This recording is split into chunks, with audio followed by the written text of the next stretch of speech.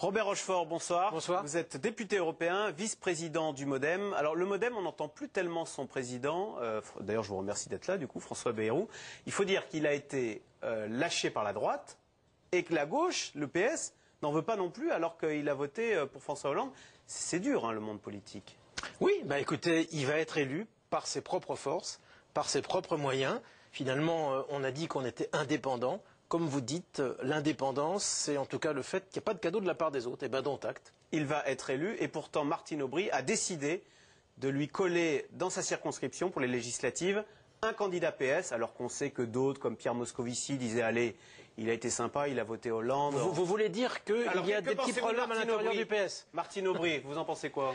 Non, écoutez, je pense qu'effectivement, ça n'a pas trompé grand monde que Martine Aubry et les proches de François Hollande n'étaient pas sur cette question exactement sur le même point de vue. Eh bien, François Hollande n'a pas réussi à ce que Martine Aubry ne pose pas de candidat contre François Bayrou. François Bayrou dit chiche, puisque c'est comme ça, il n'y a pas de souci, je serai élu, sans qu'on puisse dire d'aucune façon que mon appel, ou en tout cas mon expression d'avoir voté François Hollande, n'ait en aucune façon été une sorte d'avantage pour ces élections. Vous verrez, ça se passera comme ça. En tous les cas, on imagine En tout cas, la vraie vérité politique de ce qu'on dit là, c'est que vous voyez bien que pour sortir de cette bipolarisation absolument excessive entre les deux partis, il n'y a pas d'autre solution que de la proportionnelle, une dose de proportionnelle. François Hollande s'y était engagé. On va voir s'il met ça en application. Je rappelle que dans la plupart des grandes démocraties, et c'est par exemple le cas en Allemagne, il y a un système correctif qui met de la proportionnelle pour les formations qui sont des formations significatives, au-delà de 5% pour faire simple, mais qui ne sont pas dans le jeu de la bipolarisation amenées à avoir évidemment facilement des candidats élus. Donc proportionnel pour les législatives. Là, vous allez présenter des candidats dans toutes les circonscriptions? 400, d'accord. Et vous espérez en avoir combien alors élus? Écoutez, ça dépendra des citoyens.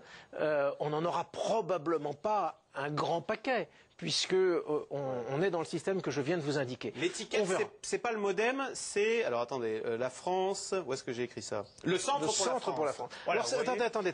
C'est compliqué de vous suivre. Vous changez de nom. Non. Le centre pour la France, c'est une marque, si vous voulez, pour ces élections.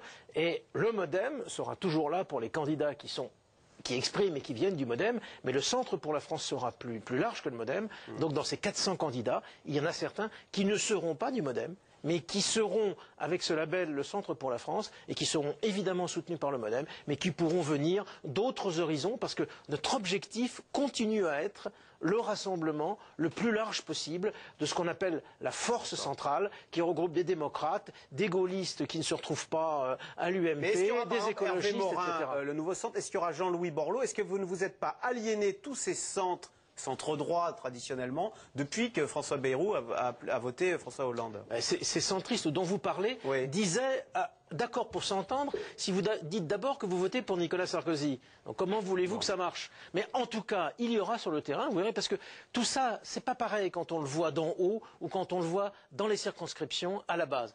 Il y aura de temps en temps des candidats qui viendront du Parti radical, d'autres qui viendront du Nouveau Centre, avec lesquels nous nous serons entendus, de même qu'il y aura des endroits où le Parti radical ou le Nouveau Centre soutiendront le candidat du MoDem. C'est pour cela qu'il y a le Centre pour la France, qui est finalement une sorte d'étiquette qui se veut rassembleuse et un peu fédérative de tous ceux qui se reconnaissent dans le centrisme. Robert Rochefort, je sais que vous-même vous avez voté pour François Hollande. Pourtant, on a l'impression que vos idées sont plus en résonance avec la droite. Il y a de l'anti-Sarkozy, c'est la personne de Nicolas Sarkozy. Non, c'est pas une question de personne. C'est une question. Style, non, c'est pas ça. C'est une question de proposition politique.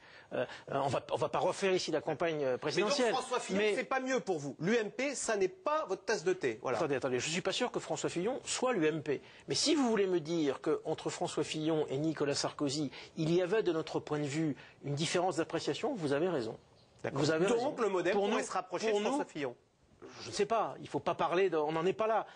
Aujourd'hui, une alternance s'est construite, les Français ont porté François Hollande à l'Élysée. Nous souhaitons, et François Bayrou l'a dit, nous souhaitons qu'il n'y ait pas de cohabitation, parce que la cohabitation, ce serait une façon d'être totalement stérilisé. Donc il y a une tranche de vie politique qui s'est ouverte avec l'exécutif François Hollande et les socialistes. En revanche, ce que nous continuons à dire, c'est que si il devait y avoir uniquement des socialistes et une logique aussi politique et aussi socialiste que le premier gouvernement, celui qui vient d'être nommé il y a 48 heures, probablement que cela ne serait pas suffisant pour régler les problèmes fondamentaux, difficiles, auxquels le pays va être confronté. Et nous pensons qu'il faut une assise politique plus large. Robert Rochefort, pour bien comprendre, vous serez dans l'opposition s'il n'y a pas de centriste au gouvernement. Non, vous demandez est-ce qu'il y a un centriste au gouvernement? En tout cas, nous ne serons pas dans l'opposition, nous ne serons pas dans la majorité étiquetée en tant que telle, nous serons derrière François Hollande et son gouvernement à chaque fois que les propositions qu'il fera seront des bonnes propositions.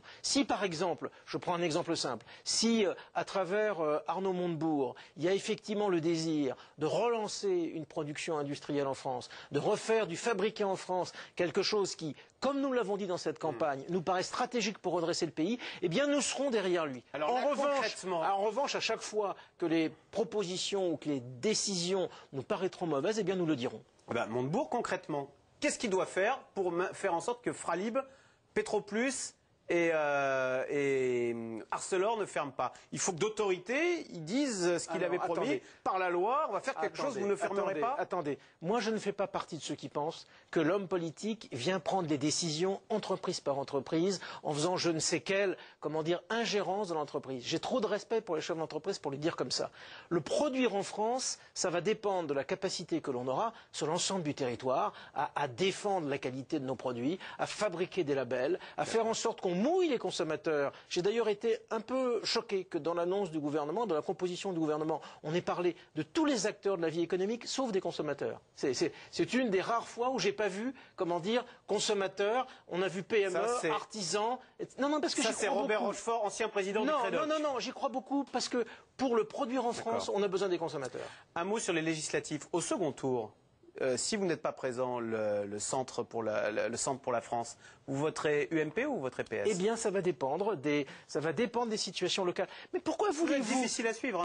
Mettez-vous à la place des gens qui voudraient voter pour vous. Pourquoi voulez-vous? Eh bien, que les gens qui se posent cette question posent cette question à chacun des candidats qui sont sur le terrain. C'est comme ça que ça se passera. C'est avec chacun des candidats qui seront sur le terrain. Mais en tout cas, je vais vous dire que comme pour les présidentielles, pour les législatives, ce qui compte d'abord, c'est le premier tour. Et c'est au premier tour que nous voulons être forts. Et vous verrez que derrière peut-être un taux moyen qui sera pas forcément extrêmement élevé, vous aurez peut-être des surprises ici ou là. Et moi, je ne désespère pas qu'il y ait un certain nombre de candidats du Centre pour la France qui arrivent, au soir du premier tour pour être qualifiés pour le second tour. Et dans ces cas-là, la question, vous la poserez également au Parti socialiste et à l'UMP, de savoir quelle sera leur position vis-à-vis de ces candidats-là. Robert Rochefort, dans quelques instants, Yves Calvi, dans C'est dans l'air, va parler des dossiers économiques urgents qui se posent pour le gouvernement.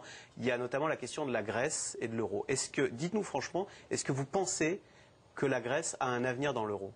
Je le souhaite de tout cœur. Je suis convaincu qu'il faut que la Grèce reste dans la zone euro. Mais pour cela, il faut que nous ayons le courage de faire un pas significatif vers ce qu'on appelle le fédéralisme européen. On a déjà prêté, nous les Français, 60 milliards aux Grecs, il faut leur prêter plus d'argent. Oui, mais en contrepartie, il faut enfin faire ce qu'on pourrait appeler, pour aller vite, les premiers pas vers les États-Unis d'Europe. Est-ce que vous savez que la Californie serait dans une situation épouvantable s'il n'y avait pas un État fédéral qui s'appelle les États-Unis d'Amérique? Eh bien, la Grèce, effectivement, a aujourd'hui une situation inextricable. Il faut qu'on sauve la Grèce. Si jamais la Grèce sort de l'euro, la zone euro, vous verrez que ce ne sera pas une solution. Ce sera terrible pour la Grèce. Et vous verrez qu'ensuite, ce sera le Portugal qui sera menacé. Et qu'est-ce qu'on fera? Et ensuite l'Espagne. Et qu'est-ce qu'on fera? Merci Robert Rochefort. Merci à vous. Yves Calvi va revenir sur tous ces dossiers. Je rappelle que vous êtes député européen, vice-président du MoDem. Donc tout de suite, C'est dans l'air qui revient sur les dossiers urgents qui se posent pour le gouvernement, que ce soit les fermetures d'usines en cours et donc cette question de la Grèce qui pourrait sortir de l'euro. C'est dans l'air est intitulé ce soir « Roulement de tonnerre sur la finance ». C'est-à-dire, vous en dit encore plus sur France5.fr.